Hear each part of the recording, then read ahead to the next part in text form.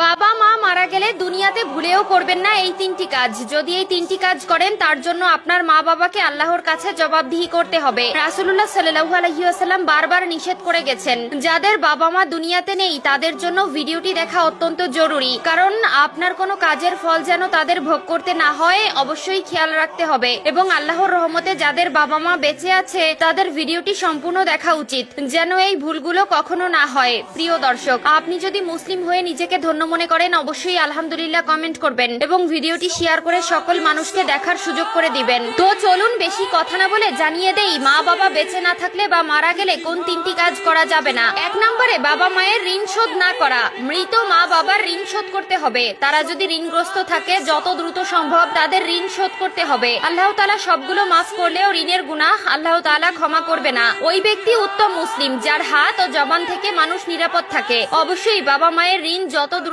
সম্ভব শোধ করার চেষ্টা করবেন এবং সম্পূর্ণ ঋণ শোধ করে দিবেন। 2 নম্বরে হাউমাউ করে কান্না করা যাবে না। বুখারী শরীফে এসেছে 1226 নম্বর হাদিসে বলা হয়েছে, তাহলে সে মৃত ব্যক্তির কবরে শাস্তি দেওয়া হবে। যদি আপনি হাউমাউ করে কান্না করেন, চিৎকার করে কান্না করেন, অনেকেই গড়াগড়ি করে কান্না করে, অনেকে নিজেকে নিজে আঘাত করে, পাগলের মতন আচরণ করে। খবরদার, এই ভুলগুলো করা যাবে না। আল্লাহ তাআলা আপনার আপনজন নিয়ে আপনাকে পরীক্ষা করবেন। অবশ্যই কষ্ট লাগে যে বাবা মা এত মায়া মহব্বত করে ভালোবাসা দিয়ে বড় করেছেন, সেই মা বাবাকে হারিয়ে ফেললে কষ্ট লাগারই কথা। তাদের জন্য অবশ্যই দোয়া করবেন, চোখের পানি ফেলবেন, কিন্তু হাউমাউ করে বিলাপ করে গড়াগড়ি করে চিৎকার করে কান্নাকাটি করা যাবে না। পবিত্র কোরআনে এই বিষয়ে সূরা বাকারার 53, 54, 55 নম্বর আয়াতে স্পষ্ট করে বলে দিয়েছেন। না জানার কারণে সংসার জীবনে আমরা এমন কিছু ভুল করি যার জবাবদিহিতা আমাদের বাবা মায়ের করতে হয়। তারা দুনিয়ায় বেঁচে থাকতে যেমন আমাদের তাদের উপর দায়িত্ব রয়েছে, ঠিক তেমনি তারা মারা গেলেও আমাদের দায়িত্ব রয়েছে। অবশ্যই 3টি বিষয় সকলে জেনে নেবেন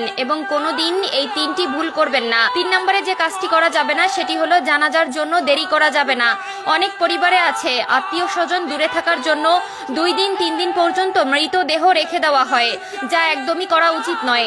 যত দ্রুত সম্ভব দাফন করে দিতে হবে। অনেক সময় ছেলে মেয়ে দূরে থাকার জন্য অনেক মা বাবার দেহ 2 থেকে 3 দিন পর্যন্ত রেখে দেওয়া হয়, যেটা ইসলামের বিধানে একদম অযৌক্তিক। হয়তো মানুষ শেষ দেখার জন্য এই কাজটি করে থাকে, কিন্তু আসলে এটা করা উচিত নয়। ইসলামের বিধান অনুযায়ী মৃত ব্যক্তির জন্য দ্রুত জানাজা ও দাফন কাফনের ব্যবস্থা করা। আপনাদের আরেকটি বিষয় জানিয়ে দেই, এই বিষয়টি হলো অনেক বেশি গুরুত্বপূর্ণ। বাবা মা অথবা আত্মীয় স্বজন মারা যাওয়ার আগে যদি কোনো ওসিয়ত